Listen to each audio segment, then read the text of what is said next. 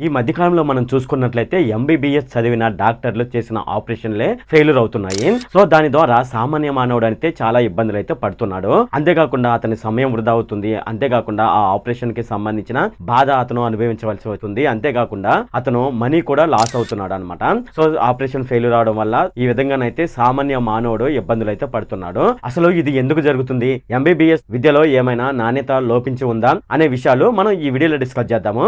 ఈ వీడియోలోకి వెళ్లే ముందు అదొక రిక్వెస్ట్ అనేది ఏంటంటే, ఈ వీడియో కనుక మీకు నచ్చినట్లయితే ఇక్కడ కింద ఉన్న రెడ్ కలర్ సబ్స్క్రైబ్ బటన్ మీద అయితే ప్రెస్ చేయండి. ఇలా మీరు రెడ్ కలర్ సబ్స్క్రైబ్ బటన్ మీద ప్రెస్ చేయడం వల్ల నేను చేసిన ప్రతి ఇన్ఫర్మేషన్ వీడియో అనేది అందరికంటే ముందు అప్డేట్ రూపంలో మీ మొబైల్ కి అయితే చేరిపోతుంది. ఇప్పుడు మనం వీడియోలోకి అయితే వెళ్ళిపోదాం. అయితే నేను ఇది అందరి డాక్టర్ల గురించి అయితే ఈ వీడియోని అయితే చేయట్లేదు. డాక్టర్లలో కొంతమంది నిజాయితీ పరులు, అలాగే కొంతమంది ఆపరేషన్ విషయంలో చాలా జాగ్రత్తగా ఆపరేషన్స్ అయితే చేస్తూ ఉంటారు. కొంతమంది వాళ్ళు చదువుకున్న చదువులో నాణ్యత అయితే సరిగ్గా లేకపోవడం వల్ల వాళ్ళు చేసిన ఆపరేషన్లు చాలా వరకు అయితే ఫెయిల్యూర్ అవుతున్నాయి.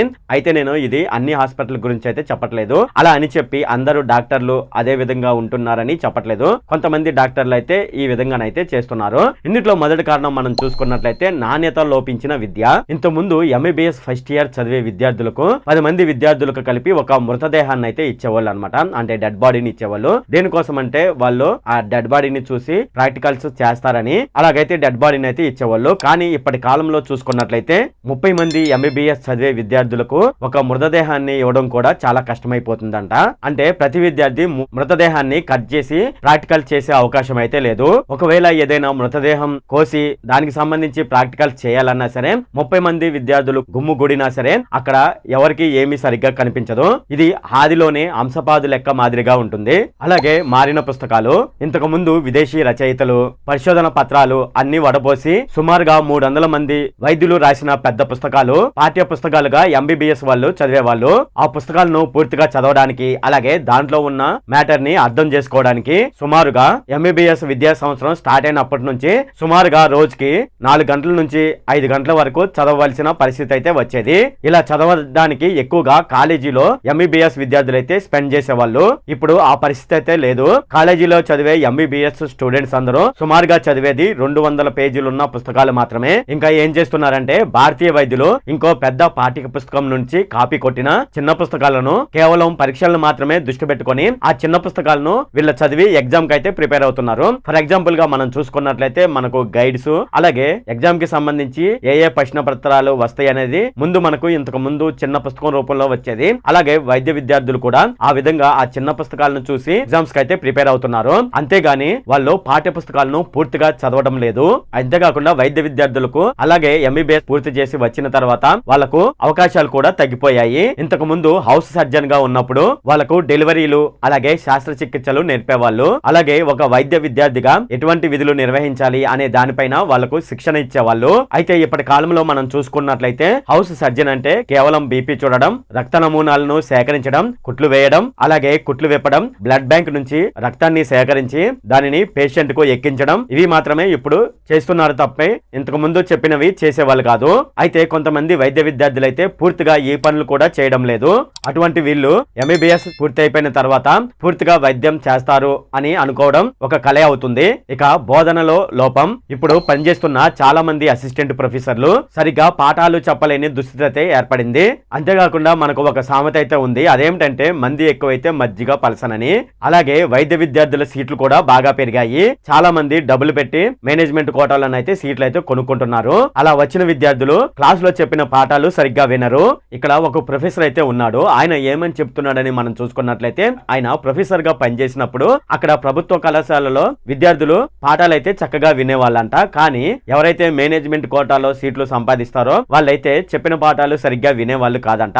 కొన్ని సందర్భంలో ఆ ప్రొఫెసర్ ఎవరైతే సరిగ్గా పాఠాలు వినని విద్యార్థులు ఉంటారో వాళ్ళను క్లాస్ నుంచి బయటకు పంపించిన సందర్భాలు కూడా ఉన్నాయని వైద్య కళాశాలలో ప్రొఫెసర్ గా పనిచేసిన ఆ వ్యక్తి అయితే చెప్తున్నాడు. ఇక ఎంబీబీఎస్ చదివిన తర్వాత ఉద్యోగ అవకాశాలు మనం చూసుకున్నట్లయితే ఉద్యోగ అవకాశాలు దొరకడం అనేది చాలా అరుదంట. ఇప్పుడున్న పరిస్థితుల్లో మెడికల్ ఆఫీసర్ ఉద్యోగాలు మనం చూసుకున్నట్లయితే కేంద్ర ప్రభుత్వంలో కేవలం అడ్మినిస్ట్రేటివ్ అంశాలకే పరిమితం అయిపోయింది. అంటే మెడికల్ సర్టిఫికెట్లు రాయడానికి అలాగే వేరే డాక్టర్ల దగ్గరికి వచ్చిన పేషెంట్ ని రిఫర్ చేయడానికే సరిపోతుందంట.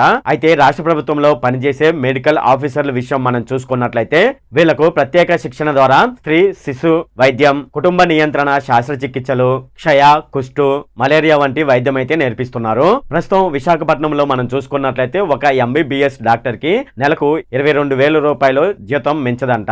అంటే నేను అందరి గురించి కాదు, నాకు తెలిసి వ్యక్తి గురించి అయితే చెప్తున్నాను. ఇటువంటి పరిస్థితుల్లో పీజీ చేయడం అనేది తప్పనిసరి అనిపిస్తుంది. ఇక ప్రైవేటు కళాశాలలో మనం చూసుకున్నట్లయితే రోగులు చాలా తక్కువగా ఉంటారు. వైద్యం నేర్చుకోవడానికి రోగులు అవసరం. ఉదాహరణకు చెప్పాలంటే ఆంధ్ర విశ్వవిద్యాలయం ఉంది కదా, ఆంధ్ర యూనివర్సిటీ. ఈ ఆంధ్ర యూనివర్సిటీకి సంబంధించిన వైద్య కళాశాలలో మానసిక వైద్యులకు సంబంధించి వాళ్ళకు సంబంధించిన రోగాలకు సంబంధించిన విద్య నేర్చుకోవడానికి వాళ్ళను మానసిక రోగులు ఉండే హాస్పిటల్లో వాళ్ళను 2 వారాల వరకు అక్కడ పోస్టింగ్ అయితే ఇస్తారు. ఈ 2 వారాల్లో అక్కడ మానసిక వైద్యులు ఎక్కువగా ఉంటారు కాబట్టి అక్కడ వైద్యం నేర్చుకోవడానికి, అలాగే వాళ్ళకు వచ్చిన రోగాలను అబ్జర్వ్ చేయడానికి, వాటికి సంబంధించి ట్రీట్మెంట్ ఎలా చేస్తున్నారు అనేది చూడడానికి అక్కడ సరిపోతుంది. ప్రైవేటు వైద్య కళాశాలలో అంటే ప్రైవేట్ మెడికల్ కాలేజీలో మనం చూసుకున్నట్లయితే ఇటువంటి మానసిక రోగులైతే ఉండరు. ఒకవేళ ఉన్నా సరే వాళ్ళు తక్కువగా ఉంటారు. అంటే 2 వారాలకు కలిపి కేవలం 10 మంది మాత్రమే అక్కడికి వస్తారు. ఈ 10 మందిని మెడికల్ కాలేజీలో చదివే విద్యార్థులు వాళ్ళను చూసి అర్థం చేసుకోవడానికి, అలాగే వాళ్ళకు ఎటువంటి ట్రీట్మెంట్ ఇస్తున్నారు అనేది అబ్జర్వ్ చేయడానికి చాలా సమయం అయితే పడుతుంది. ఈ 10 మంది రోగులైతే సరిపోరు. ఇంతేకాదు మిగతా డిపార్ట్మెంట్లలో కూడా ప్రైవేట్ మెడికల్ కాలేజీలో ఇలాగే ఉంటాయి. కొన్ని మెడికల్ ప్రైవేట్ కాలేజీలో మాత్రమే ఇలాగ ఉంటుంది. అన్ని ప్రైవేట్ మెడికల్ కాలేజీలోనైతే ఈ విధంగానైతే ఉండదు. కొన్ని చోట్ల ఎక్కువ మంది రోగులైతే వస్తారు. సో ఈ పైన చెప్పినటువంటి కారణాల వల్ల ఎంబీబీఎస్ చదివినా సరే కొంతమంది నాణ్యత లేని విద్యతో బయటకైతే వస్తున్నారు. ఇది ఫ్రెండ్ ఈ వీడియోలో. ఫ్రెండ్ ఈ వీడియో కనుక మీకు నచ్చినట్లయితే ఇక్కడ కింద ఉన్న రెడ్ కలర్ సబ్స్క్రైబ్ బటన్ మీద అయితే ప్రెస్ చేయండి. అలాగే ఈ వీడియోని మీ ఫ్రెండ్స్ అండ్ ఫ్యామిలీ మెంబర్స్ కి అయితే షేర్ చేయండి. అలాగే ఈ వీడియో సంబంధించి ఏమైనా కామెంట్లు ఉన్నాయి అనుకోండి, నాకు తప్పనిసరిగా కింద ఉన్న కామెంట్ సెక్షన్ లో అయితే తెలియజేయండి. ఈ వీడియో అంతే friend. Okay, thank you friend.